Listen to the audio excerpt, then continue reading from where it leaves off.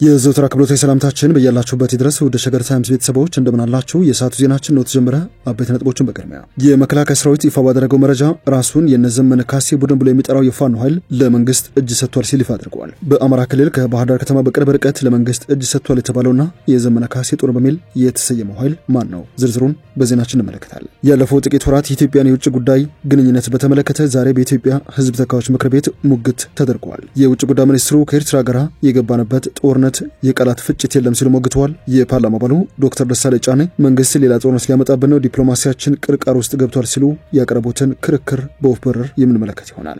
በኢትዮጵያ የአሜሪካ አምባሳደር ኤርቪን ማሲንጋ ኢትዮጵያ የባህር በር ለማግኘት የምታደርገውን ጥረት ትደግፋለች ብለዋል። አሜሪካ ይህንን ጥያቄ የምትደግፈው በምን መልኩ ነው? አምባሳደሩ ለመንግስት መገናኛ ብዙሃን የሰጡትን ቃለ ምልልስ እንደዚሁም በአዲስ አበባ የአሜሪካ ኤምባሲ አጭር መግለጫ በዜናችን እንመለከታለን። የኢትዮጵያ የቀጣይ ዓመት በጀት ይፋ ሆኗል። ወደ 2 ትሪሊዮን ተጠግቷል የተባለው የኢትዮጵያን በጀት በተመለከተ የሚኒስትሮች ምክር ቤት በሙሉ ድምጽ ያስተላለፈውን ውሳኔ በዜናችን አካተናል። ሌሎችም ጉዳዮች ትኩረታችን ናቸው። እንደተለመደው እያደመጣችሁን አብራችሁን ቆዩ። የቻናላችን የዘውትር አክብሮታዊ ግብዣ ነው።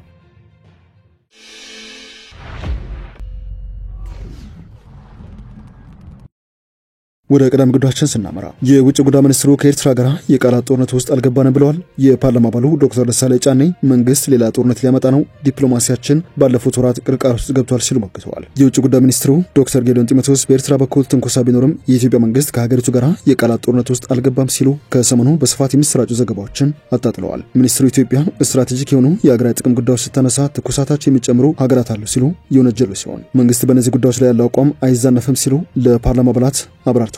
የውጭ ጉዳይ ሚኒስትሩ ያሉት ከፓርላማ አባላት ለቀረበላቸው ጥያቄዎች ዛሬ በህዝብ ተወካዮች ምክር ቤት ተገኝተው በሰጡት ምላሽ ነው። በዛሬ መደበኛ ስብሰባ ጥያቄ ካቀረቡት አንዱ የሆኑት የአማራ ብሔራዊ ንቅናቄ አብን የፓርላማ ተወካዩ ዶክተር ደሳለኝ ጫኔ የኢትዮጵያ ዲፕሎማሲ ድክመቶች ባለፉት ወራት በሰፊው ታይቶበታል ሲሉ ሞግተዋል። ከነዚህ መካከል ወጥነትና በቀጠናዊ ጉዳዮች ጥንቃቄ በሚፈልጉ አቀራረቦች የተጠና ስትራቴጂ ይዞ አለመገኘት ስለመሆኑ ዶክተር ደሳለኝ አብራርተዋል። ለዚህ ደግሞ እንደ ማሳየት የጠቀሱት የሶማሌላንድና የኢትዮጵያ ግንኙነት እንደዚሁም ሲጀመር ህዝብ የደገፈው አሁን ደግሞ የሌላ ጦርነት ስጋት መነሻ የሆነው የኢትዮ ኤርትራን ግንኙነት ጠቅሰዋል። ዶክተር ደሳለኝ ጫኔ ኤርትራና ኢትዮጵያ ወደ ጦርነት ጅማሬ እየወሰዳቸው ያለ የቃላት ጦርነት የተጀመረ ይመስለኛል ያሉ ሲሆን ሁለቱ ሀገራት በዚህ ወቅት ያላቸው ዲፕሎማሲያዊ ግንኙነት በምን መልኩ እንደሚገለጽ ጠይቀዋል። ዶክተር ደሳለኝ ከኤርትራ ጋር ወደ ጦርነት መግባት እድል አለው ሲሉም ተጨማሪ ጥያቄ አንስተው ነበር። የውጭ ጉዳይ ሚኒስትሩ ዶክተር ጌዲዮን ጢሞቴዎስ ለዚህ ጥያቄ በሰጡት ምላሽ ከኤርትራ መንግስት ጋር የኢትዮጵያ መንግስት የቃላት ጦርነት ውስጥ አልገባም ሲሉ አስተባብለዋል። የውጭ ጉዳይ ሚኒስቴርን በመወከል ንግግር የሚያደርጉ ተቋማት እንዳሉ ያመለከቱት ዶክተር ጌዲዮን እስከማውቀው ድረስ የቃላት ጦርነት ውስጥ እንደዚህና እንዲያ ወደ ማለት አልገባንም ሲሉ ለጥያቄው ምላሽ ሰጥተዋል። ጉዳዩ ማሳሰባቸው የሚመለከታቸው ዜጎች የህዝብ ተወካዮችና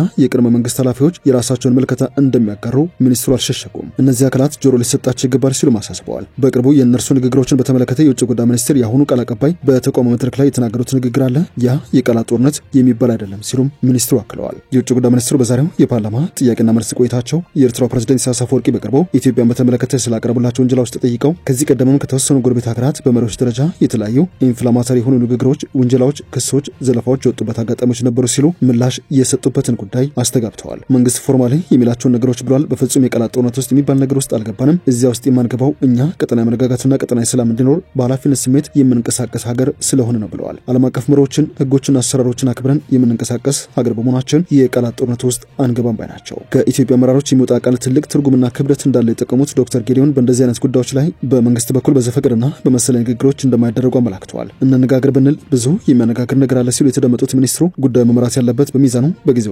በጥንቃቄ እንደሆነም አስረድተዋል። በኤርትራ በኩል ትንኮሳ ቢኖርም አንዳንዴ በወደ ሰፊነት አንዳንዴ ሰምቶ እንዳልሰማ አንዳንዱ ደግሞ በራሱ በዲፕሎማቲክ ቻናል የሚመለሰው ለመመለስ ጥረት እናደርጋለን ሲሉ ዶክተር ጌዲዮን ጉዳዩን አጽንኦት ሰጥተውበታል። በኢትዮጵያ በኩል ወደፊትም ወደ ቃላት ጦርነት የምንገባ አይመስለኝም ሲሉ በድጋሚ ማረጋገጫ የሰጡት ሚኒስትሩ ነገር ግን ብሔራዊ ጥቅማችን ሀገራዊ ጥቅማችንን አስመልክቶ ያለን አቋም አይዛነፍም ሲሉ የኢትዮጵያ መንግስት በዚህ ረገድ ያለው አመለካከት ያልተለወጠ ስለመሆኑ አስረድተዋል። የጋራ ተጠቃሚነት እንዳለው ባለመረዳት ወይ በተለያየ ምክንያት ኢትዮጵያ ስትራቴጂክ የሆኑ ሀገራዊ ጥቅም ጉዳዮች ስታነሳ ትኩሳታቸው የሚጨምሩ ሀገራት አሉ ሲሉ የተደመጡት የውጭ ጉዳይ ሚኒስትሩ ሆኖም ኢትዮጵያ ብሔራዊ ጥቅሞቿን በተመለከተ ያላትን አቋም አጠናክራ እንደምትቀጥል ነው የገለጹት። ግድብ ስንገነባ እንዴት ይገነባል ብለው እንዴት ሲደረግ እኛ ሳንፈቅድ እኛ እሺ ሳንል ወይንም ያለ ቡራኬ የሚሉ ነበሩ። ያ ሳያስቆመን ግድቡን እንዳጠናቀቅ ነው ሁሉ ሌሎች መሰለ ስትራቴጂክ ፋይዳ ያላቸው ሀገራዊ ጥቅም ፕሮጀክቶቻችንም ቅር ቢላቸውም ደስ ባይላቸውም እውን ማድረጋችን አይቀርም ሲሉ ዶክተር ጌዲዮን ለፓርላማ አባላቱ አብራርተዋል። የመከላከያ ሰራዊት ይፋ ባደረገው መረጃ ራሱን የነዘመነ ካሴ ቡድን ብሎ የሚጠራው የፋኖ ኃይል አመራር ለመንግስት እጅ ሰጥቷል ሲል ይፋ አድርጓል። መንግስት ያስተላለፈውን የሰላም ጥሪ በመቀበል ከነሙሉ ትጥቃቸው እጃቸውን ሰጡ ሲል የገለጻቸው 12 በሰሜን ጎጃም ዞን ጫካ ገብተው የነበሩ አመራሮች ናቸው ያለው የሰራዊቱ ሚዲያ እጅ በሰጠው ቡድን ስር በራሱ አደረጃጀት ራስን የኮሎኔል ታደሰ ምሩነ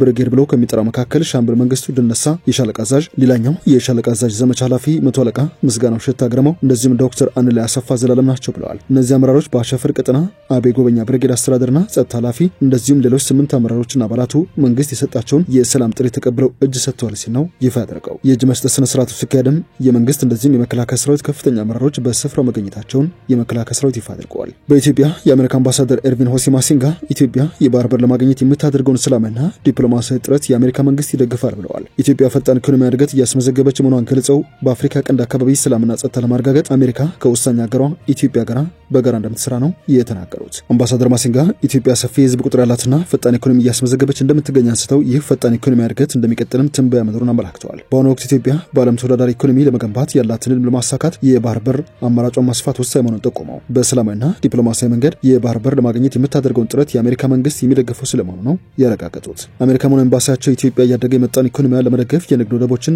ወይንም በራሳቸው አገላለጽ ማሪታይም ኮሜርሻል አክሰስ ለማግኘት የምታደርገውን ጥረት ወደፊት የምንደግፈው ይሆናል ያሉት። ኢትዮጵያና ቀጠናው ወደ መረጋጋትና ሰላም እንዲመለስ አስተዋጽኦ እያደረገች ስለመሆኑ አመልክተው ከኢትዮጵያ ጋር በጋራ መስራት አሜሪካ በአፍሪካ ቀንድ ያላት ጠንካራ አቋም ማሳያ ስለመሆኑ አብራርተዋል። አዲስ አበባ የሚገኘው የአሜሪካን ኤምባሲ አምባሳደር ማሲንጋ ከዜና አገልግሎት ጋር ቃለ ምልልስ ማድረጋቸውን የገለጸ ሲሆን ይህ ቃለ ምልልስ የተደረገው ኢትዮጵያና አሜሪካ ውስብስብ የሆኑ ቀጠና ጉዳዮች ዙሪያ በጋራ ለመስራት በተስማሙበት ወቅት ነው ብለዋል። ከዚህ ባለፈም በጸጥታ በኢኮኖሚክ ሪፎርምና ኢንቨስትመንት መስኮች ያላቸውን ትብብርም ለማጠናከር እየሰሩ ባሉበት ጊዜ የተሰጠ ቃለ ምልልስ ነው ሲል ይፋ አድርገዋል።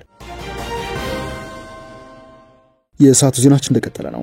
የቀጣዩ 2018 የኢትዮጵያ በጀት 2 ትሪሊዮን የሚጠጋ በጀት ስለመሆኑ ተሰምቷል። ለ2018 የፌደራል መንግስት በጀት 2 ትሪሊዮን የሚጠጋ በጀት ለህዝብ ተወካዮች ምክር ቤት እንዲቀርብ ተወስኗል። የሚኒስትሮች ምክር ቤት ዛሬ ባካሄደው 47ኛ መደበኛ ስብሰባው የ2018 ረቂቅ በጀት አዋጅ ላይ መወያየቱን ይፋ አድርጓል። በዚህ መሰረት በ10 ዓመቱ የመሪ ልማት እቅድ ላይ የተቀመጡ ግቦችን ከማስፈጸም የሀገር ደህንነትን ከማስጠበቅ ምርትና ምርታማነትን ከማሳደግ በተፈጥሮና በሰው ሰራሽ ችግሮች ምክንያት የተፈናቀሉ ዜጎችን ከመርዳት አንጻር የ2018-22 የመካከለኛ ዘመን የማክሮ ኢኮኖሚና የፊስካል ማዕቀፍን መሰረት በማድረግ እንደዚሁም የ2017 የበጀት ዓመት የፕሮግራም በጀትም አፈጻጸምን በመገምገም ተዘጋጅቶ ቀርቧል ባይ ነው። በዚህ መሰረት ለፌደራል መንግስት መደበኛ ወጪዎች፣ ለካፒታል ወጪዎች፣ ለክልሎች የሚሰጥ ድጋፍና ለዘላቂ ሰላም ግቦች ማስፈጸሚያ ድጋፍ ወደ 2 ትሪሊዮን የሚጠጋ በጀት ለምክር ቤቱ እንዳቀረበም አመላክተዋል። ምክር ቤቱም በቀረበው የፌደራል መንግስት የ2018 ረቂቅ በጀት አዋጅ ላይ ከተወያየ በኋላ ግብዓቶችን በማከል ወደ ህዝብ ተወካዮች ምክር ቤት እንዲተላለፍ በሙሉ ድምጽ መወሰኑን አሳውቋል። ወደ መጨረሻ ጉዳያችን እናምራችሁ። የሰላም ሚኒስትሩ በትናንትናው ዕለት ሁሉም የአማራ ክልል ዞኖች በጣም ሰላም ናቸው ሲሉ ይፋ አድርገው ነበር። የአማራ ክልል ርዕሰ መስተዳድር ግን የጸጥታ ችግር ውስጥ ነን ሲሉ ዛሬ ይፋ አድርገዋል። የአማራ ክልል ርዕሰ መስተዳድር መምህራንን ማገትና ማጎሳቆል እንደዝና የሚነገርበት የጸጥታ ችግር ውስጥ ያለ ነው ሲሉ፣ የሰላም ሚኒስትሩ ደግሞ ሁሉም የአማራ ክልል ዞኖች ሰላማዊ ናቸው ሲሉ መናገራቸውን አዲስ ስታንዳርድ ዘግበዋል። ርዕሰ መስተዳድሩ አረጋ ከበደ በባህር ዳር ከተማ በተካሄደ ውይይት መድረክ ላይ ትናንት ባደረጉት ውይይት በአማራ ክልል ለተፈጠረው ግጭት መፍትሄ እንደሚያሻ ገልጸዋል። የሰላም ሚኒስትሩ መሐመድ ኢድሪስ በበኩላቸው በአማራ ክልል ከሁለት ወረዳዎች ውጪ ሁሉም ወረዳዎች በመንግስት ቁጥጥር ስር መሆናቸውን ከፋና ቲቪ ጋር ባደረጉት ቃለ መጠይቅ ተናግረው ነበር። ሚኒስትሩ በክልሉ 265 ወረዳዎች ውስጥ የመንግስት መኖር ሙሉ ነው ብለን መናገር የማንችልባቸው 2 ወረዳዎች ብቻ ናቸው ሲሉም ነበር የገለጹት። በማከልም በክልሉ ከሚገኙ ከ4000 በላይ ቀበሌዎች ውስጥ ከ80 በመቶ በላይ የሚሆኑት ሙሉ በሙሉ የመንግስት መዋቅሮች ወደ ነበሩበት ተመልሰው መሰረታዊ አገልግሎት እየሰጡ ነው ብለዋል። ይህ ማለት ግን ቀሪዎቹ ከመንግስት ተጽዕኖ ውጭ ናቸው ወይንም በሌላ ኃይል ቁጥጥር ስር ናቸው ማለት ሳይሆን ከክልሉ ስነ ምህዳር አስቸጋሪነት አንጻር ተደራሽ ያልሆኑ ናቸው ሲሉም ነው የገለጹት። ሚኒስትሩ በክልሉ ውስጥ ፍላጎትን የሚያስፈጽም ከታጠቁ ኃይሎች ጋር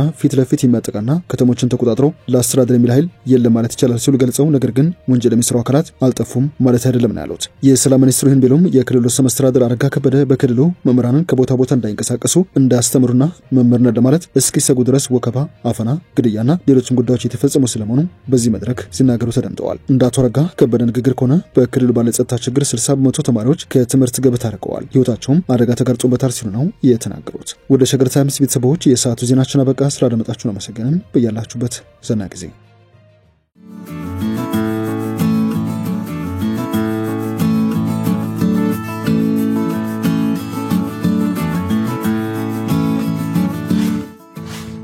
ሸገር ታይምስ ሚዲያን ሰብስክራይብ በማድረግና ደወሉን በመጫን ይከተሉን።